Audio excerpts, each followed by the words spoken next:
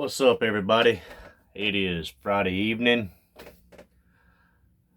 It's done got late on me. It's 9:03.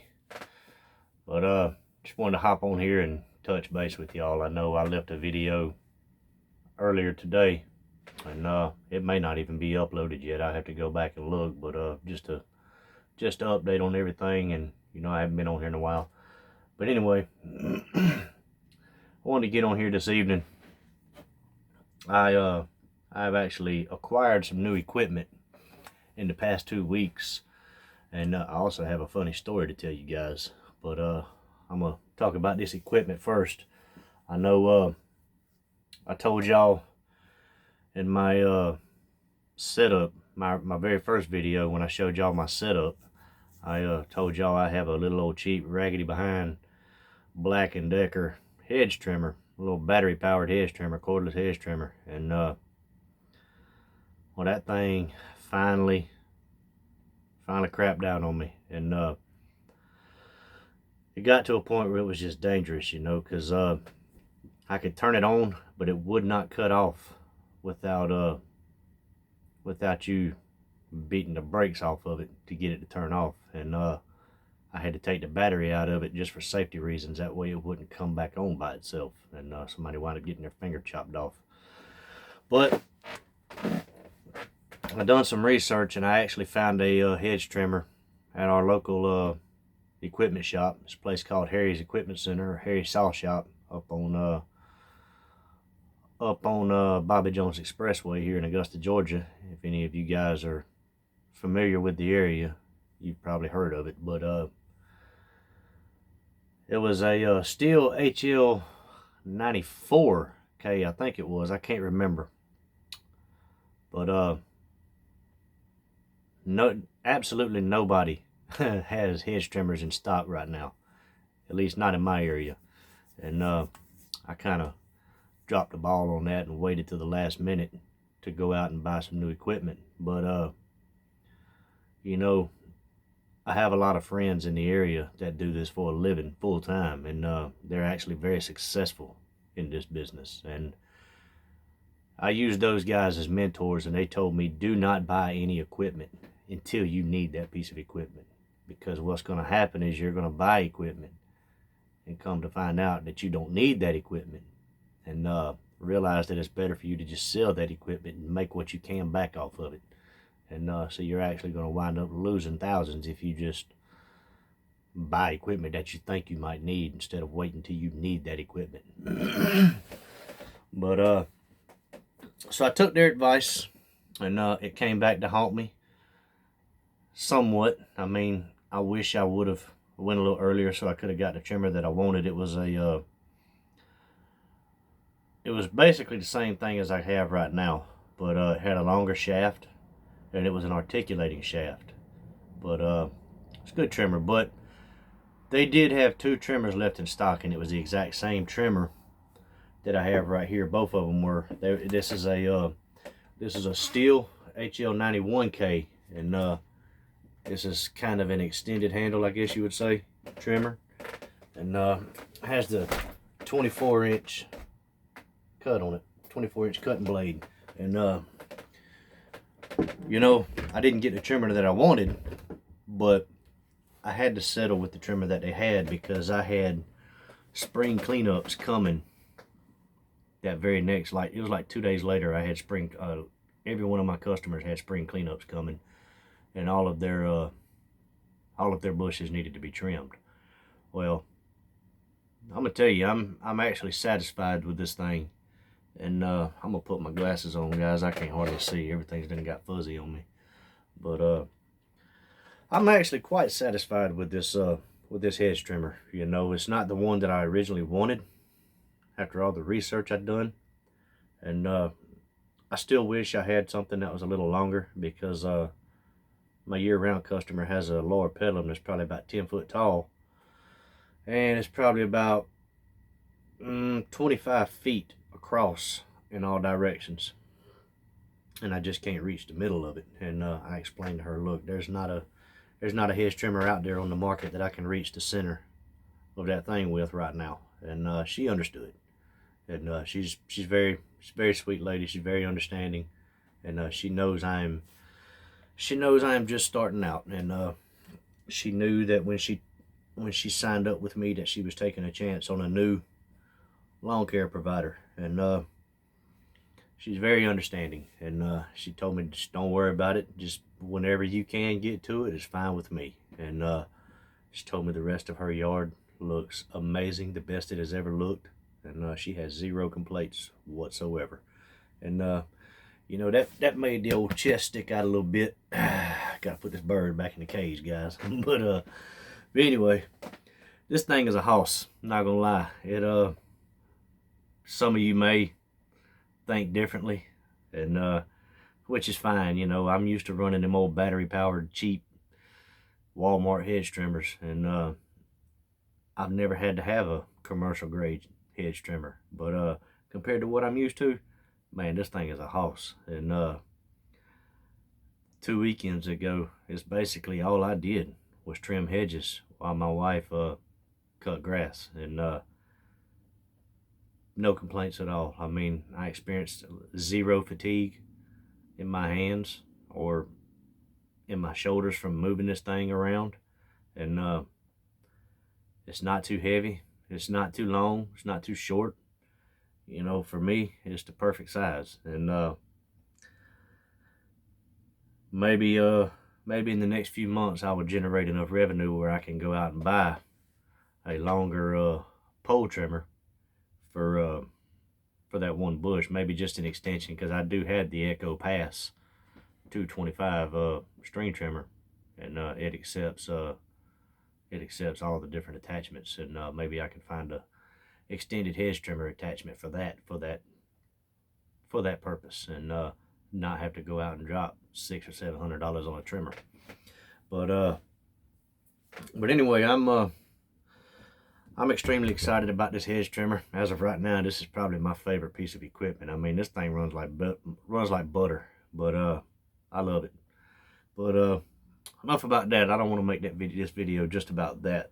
But I know I told y'all in my last video that I have a crepe myrtle that has to be trimmed, and you know, this thing, it hasn't been trimmed in probably 5 or 6 years, and you all know what those crepe myrtles look like if you don't take care of them, man. They just go haywire. They got those little shoots coming off in every direction, all up in there, and you can't really get a big chainsaw or anything like that in there because there's just not enough room. Well, I'm actually a subscriber on Blades of Grass Lawn Care, Johnny down in Savannah, Georgia. And I saw a video not too long ago. He had a pair of cordless pruners, a hand pruner, and it's basically just a single-handed chainsaw, and with a battery on it, of course. And he also had the DeWalt cordless shears, and I thought about it, you know. I thought about giving those shears a try, but I thought about it, I was like, you know, I may as well go ahead and just buy a handsaw about like the one he's got, because I've got some customers that have crepe myrtles. The branches are just too big for those pruning shears. But so I broke down, and I think the one he has is made by Chemo, and if I'm not mistaken, I think that's one of Amazon's brands. But you know, I live probably 15 minutes from an Amazon warehouse, but for some reason, when you order something off of Amazon in this area, they will ship that thing from here to California and back to here. So as of right now, I'm boycotting Amazon, and plus I need this thing tomorrow. But the wife and I, we drove by her house just to get one last look at that tree before we started to go to work on it, and we both decided it was best to just get a saw instead of trying to do it with the big loppers or pruning shears. And I've been doing research, and this is what I come up with. This is a Milwaukee, what is this thing? It's a Milwaukee M12 hatchet. Basically the same thing Johnny has, just a different brand. It's a single-handed chainsaw. You know, it's got a little safety button right there. You mash that safety button in and mash the trigger. And that trigger will not trip until this button is mashed in. And it's got your little tool right here to tighten up and loosen your chain if you need to add a new chain or take it off to sharpen it or whatever. And of course, it's got your scabbard that goes on the bar to keep everything nice and neat, and to keep your chain from getting nicked or anything like that, and also to keep you from nicking yourself on that chain.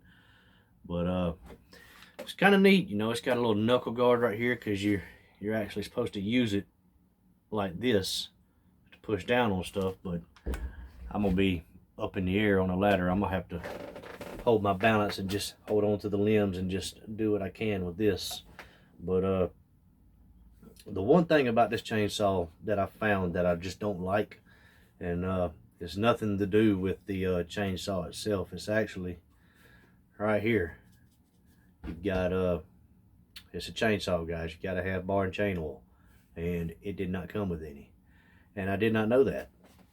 So now, before I go to that woman's house in the morning, I've got to swing by the hardware store and pick up a bottle of bar and chain oil, which is no big deal. There's one on the way to her house. It's just, I wish I'd have known that before I bought it, because I'd have went ahead and bought some while I was at the store, at the big box store over there at Home Depot.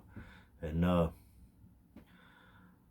I've done a lot of research, and there's a lot of different companies that make this kind of stuff. You've got that one on Amazon, you've got DeWalt, you've got Ryobi, Craftsman, you name it. And but this is the one I settled on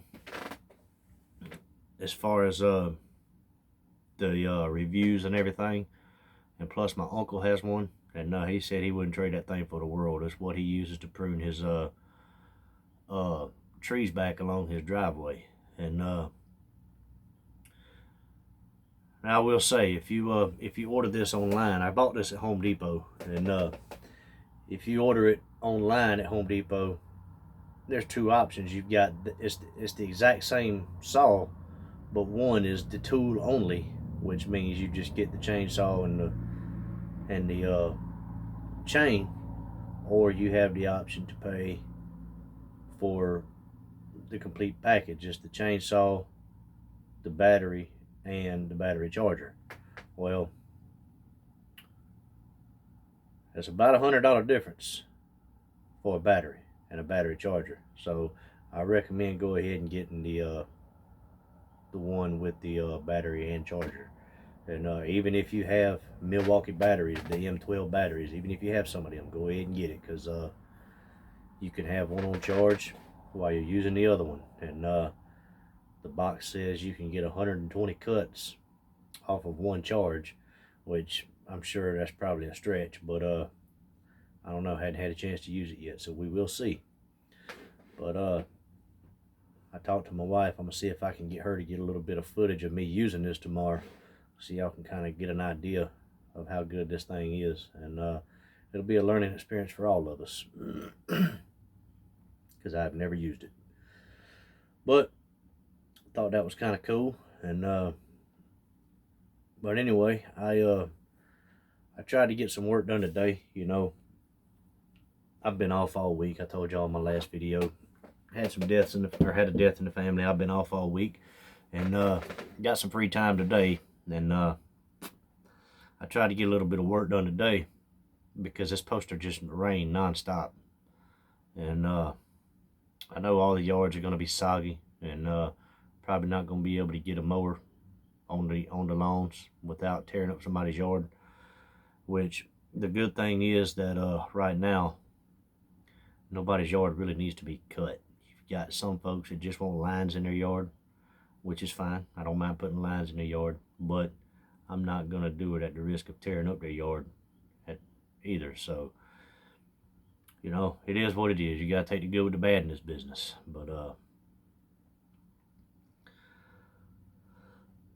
But anyway, a little story for y'all.